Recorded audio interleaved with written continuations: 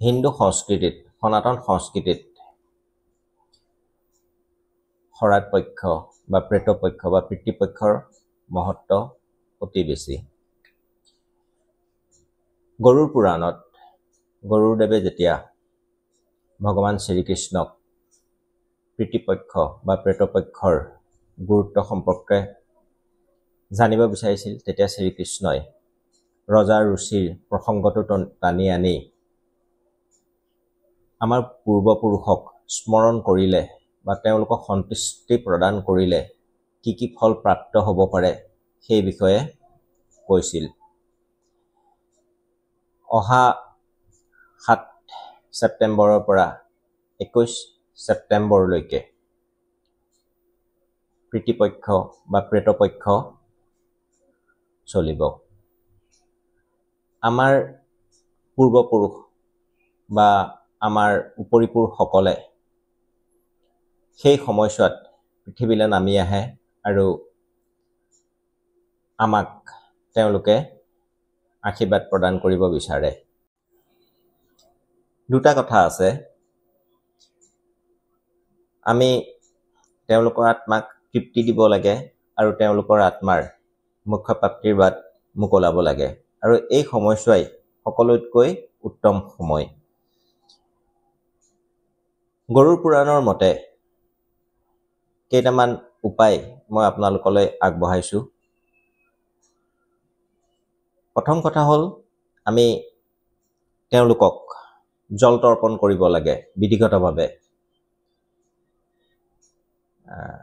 আমি 2 নম্বৰ কথাটো হৈ গ'ল, তেওঁলোকৰ আত্মাৰ যিখিনি মানুহে পূৰ্বপুৰুষৰ বা আদিপুৰুষৰ আমাৰ ককা আইতাৰ যদি শ্ৰাদ্ধ বা ধৰ্মীয় অনুষ্ঠান আমি নিয়মমতে নকৰোঁ, তেওঁলোকে এই সময়ছোৱাৰ ভিতৰতে শ্ৰাদ্ধ অনুষ্ঠানটো পূৰ্বপুৰুষৰ কাৰণে শ্ৰাদ্ধ অনুষ্ঠানটো পালন কৰিব লাগে।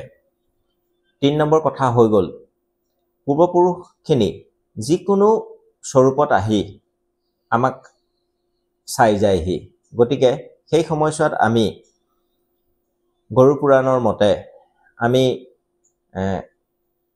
কিছুমান প্ৰাণীক, বিশেষকৈ কাউৰী, কুকুৰ আৰু পৰুৱা, ক'লা পৰুৱাক আমি যিমান পাৰোঁ সিমান আমাৰ খাদ্য দিব লাগে, খাদ্য খুৱাব লাগে, শুশ্ৰূষা কৰিব লাগে। গয়াত পিণ্ডদান কৰিলেও তেওঁলোকৰ আত্মাই মুক্তি পায়। দুখীয়া মানুহ, ব্ৰাহ্মণক যিমান পাৰি এই সময়ছোৱাত সহায় কৰিব লাগে। সকলোতকৈ ডাঙৰ কথা, ভাগৱত পাঠ কৰিব লাগে। তেওঁলোকৰ আত্মাৰ কাৰণে, আত্মাৰ মুক্তিৰ কাৰণে ভাগৱত পাঠ কৰাটো সবতকৈ উত্তম উপায়। আমি ভাগৱতত প্ৰথমতেই পাইছোঁ গোকৰ্ণ আৰু ধন্দুকাৰীৰ কাহিনীটো, যেনেকৈ পাপী ব্ৰাহ্মণ ধন্দুকাৰীয়ে বিভিন্ন অসামাজিক আৰু পাপ কামত লিপ্ত হৈ আত্মাই মুক্তি পোৱা নাছিল। পিছত তেখেতৰ ককায়েক গোকৰ্ণই ভাগৱত পাঠ কৰি তেওঁ আত্মাক পৃথিৱীৰ পৰা মুক্তি দিছিলে স্বৰ্গধামলৈ। ঠিক তেনেকৈ গীতা পাঠ, বিশেষকৈ গীতাৰ 11 নম্বৰ অধ্যায়টো পাঠ কৰিলে অতি সুফল প্ৰাপ্তি হয়। এতিয়া কথা হ'ল, জ্যোতিষ শাস্ত্ৰত এজন জ্যোতিষী হিচাপে এই সময়ছোৱাত মই আৰু কেইটামান আপোনালোকক উপায় দিছোঁ, সেই উপায়কেইটা আপোনালোকে কৰিব। আহঁত গছৰ সেৱা, বিশেষকৈ এই সময়ছোৱাত ওপৰৰ পৰা আত্মাখিনি আহি আহঁত গছতে বাস কৰে বুলি জ্যোতিষ শাস্ত্ৰত বিশ্বাস কৰা হয়। গতিকে তেওঁলোকৰ আত্মাৰ শান্তিৰ কাৰণে আহঁতৰ শিপাত জল তৰ্পণ কৰিব লাগে। এটা পাত্ৰত জল লৈ তাত গাখীৰ, দুবৰি আৰু অলপমান তিল লৈ শনিবাৰে সদায় কৰিব পাৰিলেতো ভালেই, শনিবাৰে তেওঁলোকক জল তৰ্পণ কৰিব লাগে। দুই হৈছে, আহঁত গছৰ গুৰিত আমাৰ পূৰ্বপুৰুষলৈ শ্ৰদ্ধা জনাই এগছি ঘিউ চাকি আপোনালোকে প্ৰদান কৰিব, বা মিঠাতেল আৰু তিল দি পেলাই সেই চাকি গছ দিব পাৰে আৰু এটা পূৰ্বপুৰুষৰলৈ স্মৰণ কৰি এটা মন্ত্ৰ উচ্চাৰণ কৰিব, ওম পিতৃভ্যো নমঃ। যিমান পাৰে সিমান উচ্চাৰণ কৰিব। আহঁত গছক প্ৰদক্ষিণ কৰিব।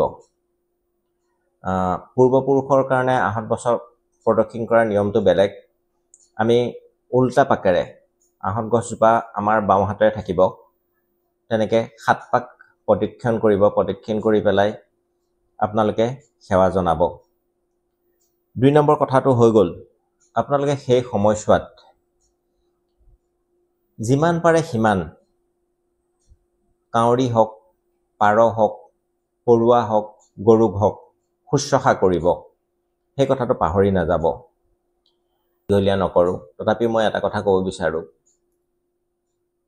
যদি আমাৰ বিবাহত বাধা থাকে, বিবাহজনিত কিবা বাধা থাকে, আমাৰ যদি সন্তান অৰ্থাৎ লিগেচিজনিত সমস্যা থাকে, সন্তানে যদি আমাৰ কথা নুশুনে বা তেওঁলোক বিপথে গৈছে, যদি ঘৰত খুব আৰ্থিক অনাটন দেখা দিছে, আপুনি বিভিন্ন কৰ্ম বা চেষ্টা কৰিও উন্নতিৰ জখলাত বগাব পৰা নাই, আৰ্থিক অৱনতি ঘটিছে আৰু নভবা নিচিন্তাকৈ যদি নানা ধৰণৰ বেমাৰে দেখা দিছে, তেনে আপুনি বুজিব লাগিব যে আপোনাৰ জন্মপত্ৰিকাখনত পূৰ্বপুৰুষৰ সাও আছে। এই সাও আপুনি নিৰাময় কৰিবলৈ এই পিতৃপক্ষটো সকলোতকৈ উত্তম সময়, অতি উত্তম সময়।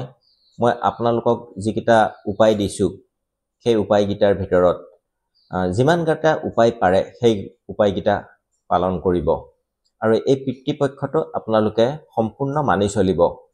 মাছ, মাংস, মদ আদিৰ পৰা একদম আঁতৰত থাকিব, নিৰামিষ খাব আৰু ভগৱানৰ ওচৰত আৰু পূৰ্বপুৰুষৰ আমাৰ পূৰ্বজৰ অৰ্থাৎ উপৰিপুৰুষৰ আত্মাৰ সদ্গতিৰ কাৰণে প্ৰাৰ্থনা কৰিব। ধন্যবাদ।